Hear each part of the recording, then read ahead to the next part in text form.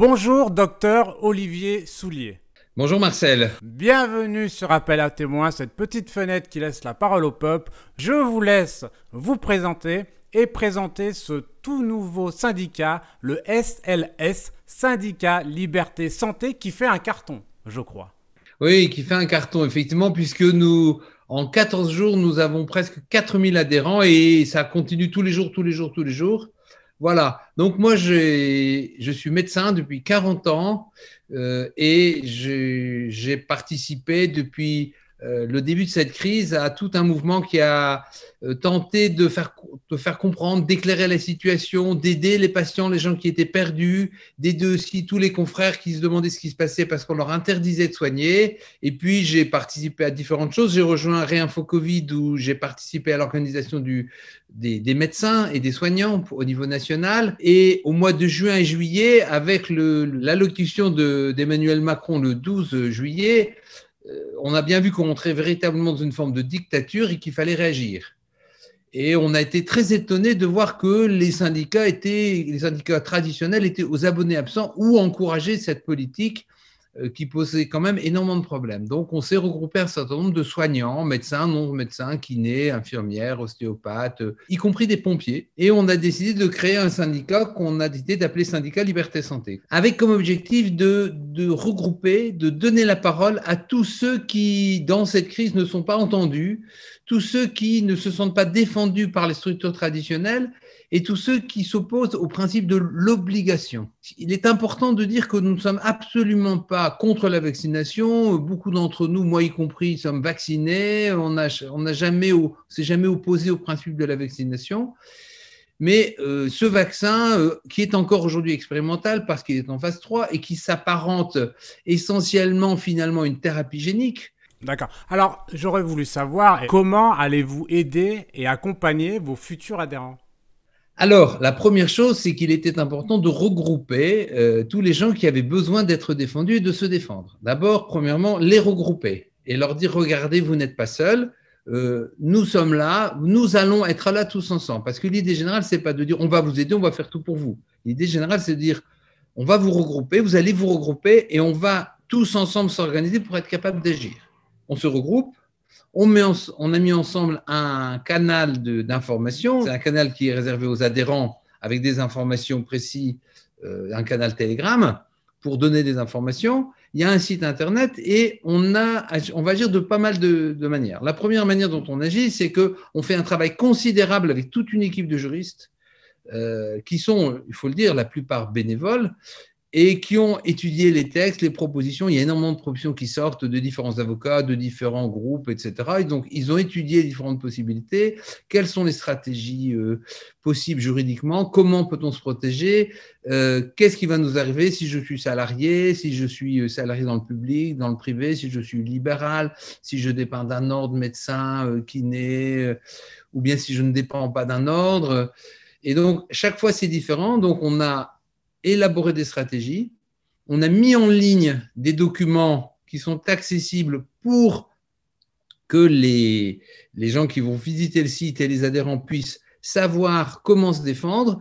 On a mis en place toute une série, là je ne vais pas détailler, de lettres type on vous envoie une menace de tel type, il faut répondre comme ça, on vous envoie telle menace, il faut répondre comme ça. C'est très important parce que la plupart des gens autour de nous sont perdus. Ils ne savent pas comment réagir. Ils appellent, ils disent, mais je fais quoi? On m'a envoyé une menace, je vais perdre mon travail, j'aurai plus de salaire, qu'est-ce que je dois faire? Et donc, première chose, on les regroupe. Deuxième chose, on leur donne des éléments juridiques.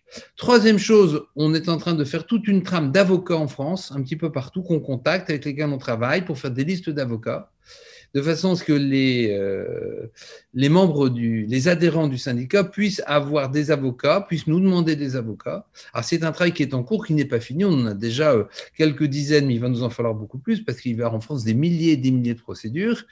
Et on regarde à ce qu'il y ait déjà tout un dossier qui soit juridiquement préparé de façon à ce que les avocats puissent travailler avec des coûts de fonctionnement qui soient moindres. On va aussi envisager un certain nombre d'actions juridiques de grande ampleur pour faire des procédures contre certaines des mesures et certains des aspects des attitudes, de façon à pouvoir faire tomber des pans entiers, de façon à faire passer des jurisprudences, de façon à ce que telle ou telle attitude qu'on va avoir les employeurs, les hôpitaux, etc., ait été jugée déjà en jurisprudence et que ça puisse être favorable. C'est super intéressant parce que c'est vrai qu'on est, c'est un vide au niveau des syndicats, on le voit, hein, et les syndicats arrivent aujourd'hui, maintenant que les infirmières, les aides-soignantes se font virer. Donc c'est un peu tard. Donc quelque part, c'est un mal pour un bien que vous soyez là. Et puis je crois savoir que ça cartonne. Vous êtes quand même, vous commencez à être beaucoup. Oui, on commence à être beaucoup. Donc, on a commencé le 1er septembre et on va, je crois que ce soir, on sera à 4 000. C'est Donc, énorme pour. Voilà. Et je ouais. pense qu'avant la fin du mois, on sera à 10 000. Ça va très vite, en fait. Ça va très, très vite. C'est vraiment impressionnant. Et du coup, je me pose la question, est-ce que vous avez un appel à faire aux futurs adhérents et aussi peut-être un appel aux compétences? C'est clair, venez avec nous parce qu'il y a beaucoup de gens qui nous disent oui, mais aidez-nous, aidez-nous, aidez-nous. Non, parce qu'on n'est pas là pour vous sauver, on est là pour se regrouper nos forces ensemble, regrouper nos compétences, synchroniser les compétences. Et donc, on fait un appel à tous ceux qui veulent nous rejoindre, adhérer au syndicat. Alors, on a fait exprès de faire des cotisations qui sont très basses. Les cotisations syndicales et les cotisations ordinales, c'est souvent dans les 300, 400. Nous, on a fait des cotisations à 50 € pour les médecins et dentistes et pharmaciens, à 25 € pour les infirmières kinés. Tous les gens qui ont des salaires de base, c'est 10 € de façon à ce que ça ne soit pas un obstacle, que l'argent ne soit pas un obstacle. Et c'est pour ça qu'on va en reparler, mais on a fait aussi un appel aux donations de façon à ce que le syndicat puisse tourner non pas essentiellement avec les cotisations, mais essentiellement avec les donations. Et avec une idée globale, c'est vous avez applaudi vos soignants en juin 2020. Vous les aimez, ils vous ont sauvés. Beaucoup sont morts dans cette crise. Ils ont donné leur vie. Vous les avez applaudis. Aujourd'hui, soyez solidaires de vos soignants. Vous les avez applaudis, aidez-les, soutenez-les. Ce sont des gens qui ont la passion chevillée aux tripes, qui ont l'envie de soigner, d'aider, d'être là pour vous. Et ces gens-là, on leur dit, si tu n'obéis pas, si tu n'acceptes pas de faire ce que beaucoup décrivent comme une agression ou un viol, eh bien, tu vas perdre ton travail, tu vas te retrouver au chômage, tu ne pourras plus donner à manger à tes enfants. Voilà, c'est terrible. Donc, venez avec nous et on appelle vos compétences. Alors, adhérez. Ceux qui veulent, dites-nous, moi je suis dans tel hôpital, on est une vingtaine, on va adhérer et puis on se regroupe. Voilà, on a décidé ensemble que ce serait telle personne qui serait la personne de référence qui va dialoguer avec vous. L'autre appel, c'est quelles sont vos compétences? Vous avez des compétences d'organisation, des compétences d'informatique, des compétences comptables, des compétences juridiques. Il y a plein de gens qui ont des compétences et qui disent mais je voudrais aider, mais je ne sais pas quoi faire. Je ne sais pas comment. Je voudrais bien aider, mais je ne sais pas où aller. Bien, venez. On vous attend et on va tous s'organiser ensemble pour que ce syndicat, ce soit la mise en commun des compétences, la mise en commun des convictions et la mise en commun de toute cette énergie et de toute cette volonté de revenir à la liberté, en fait. Parce qu'il faut être clair. Il y a des gens qui ont voulu se vacciner, et c'est très bien. S'ils sont vaccinés avec des informations claires, c'est bien. Ceux à qui ça va bien, c'est bien. Ceux qui se sont vaccinés parce qu'on les a obligés, c'est beaucoup moins bien. Et ceux qui ne veulent pas se vacciner peuvent ne pas se vacciner. Et parmi les éléments fondamentaux, c'est la liberté. On demande l'abrogation de l'obligation vaccinale. Et aussi, attention, on voudrait que les gens puissent accéder aux soins sans être obligés de fournir un pass sanitaire. On entend parler de gens côté dans des situations graves, refoulés aux urgences parce qu'ils n'avaient pas de passe sanitaire. C'est absolument inacceptable. Et voilà, donc on vous appelle, rejoignez-nous, on a besoin de vous, on a besoin de vos compétences et tous ensemble, on reviendra vers la liberté. D'accord, très bien. Alors, on mettra le lien contact. Alors, je crois que le mail, c'est contact@syndicatlibertésanté.fr. Je me posais une question. Vous êtes docteur depuis plus de 40 ans, mais l'êtes-vous encore aujourd'hui? Et non, j'ai envoyé lundi mon retrait du Conseil de l'Ordre, c'est-à-dire que je suis encore médecin, mais je ne suis non exerçant, donc je ne peux plus exercer la médecine parce que je refuse de me soumettre à ce dictat. J'ai prévenu mes patients, je leur ai demandé de s'organiser pour pouvoir se soigner. Je trouverai à aider le monde et la société à ma manière, ne serait-ce que dans ce syndicat. Mais donc, depuis hier soir, je ne suis plus médecin exerçant. Je reste docteur en médecine, mais je n'exerce plus dans mon cabinet. Voilà. Et nous sommes assez nombreux. voire très nombreux, comme ça. Il faut savoir qu'en France, il y a 2 300 000 soignants et il y a 300 000 non vaccinés. Et ceux qui restent, ce sont ceux qui sont convaincus et qui ne veulent pas se vacciner. Donc c'est beaucoup, c'est 15% de la population.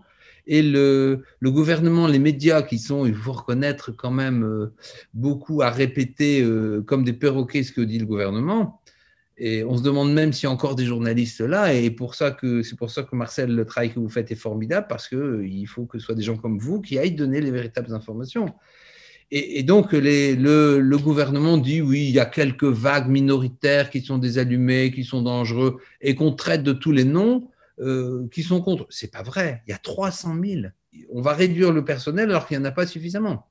Alors, la question que je pose à tous nos invités, quel message voudriez-vous faire passer à ceux qui hésitent à se faire vacciner et aussi à ceux qui se découragent? Alors, à ceux qui hésitent à se faire vacciner, je dirais d'abord, vous êtes libre de faire ce que vous voulez. Si c'est votre désir de vous faire vacciner, si vous avez lu les informations, si vous savez exactement quels sont réellement les risques, et si vous voulez les prendre, eh bien, vous les prenez. Donc, je dirais, quelle que soit votre décision, pour, contre, ayez une décision éclairée. Et la deuxième chose, c'est que si vous hésitez parce que vous avez peur, vous ne savez pas, prenez les informations. Les informations, on va vous les donner. Vous pouvez aller chercher sur un certain nombre de sites.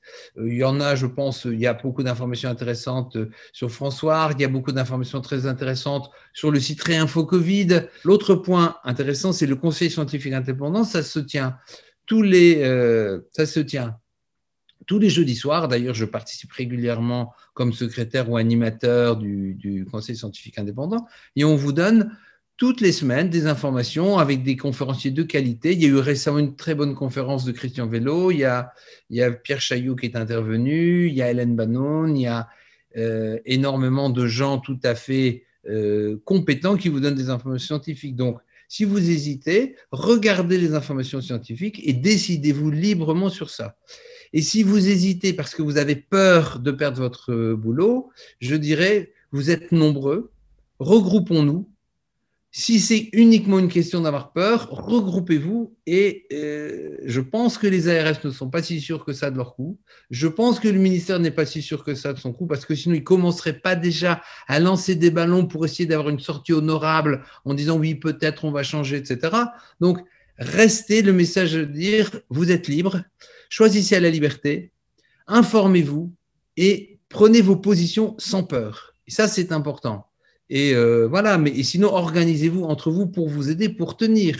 Je pense que ça ne va pas durer très longtemps parce que s'il y a 300 000 soignants qui arrêtent de travailler ou qui n'acceptent pas le dictat en continuant à travailler, les hôpitaux ne pourront pas tenir comme ça. Donc, je dirais, vous êtes libres, faites vos choix, tenez vos positions, rejoignez-nous.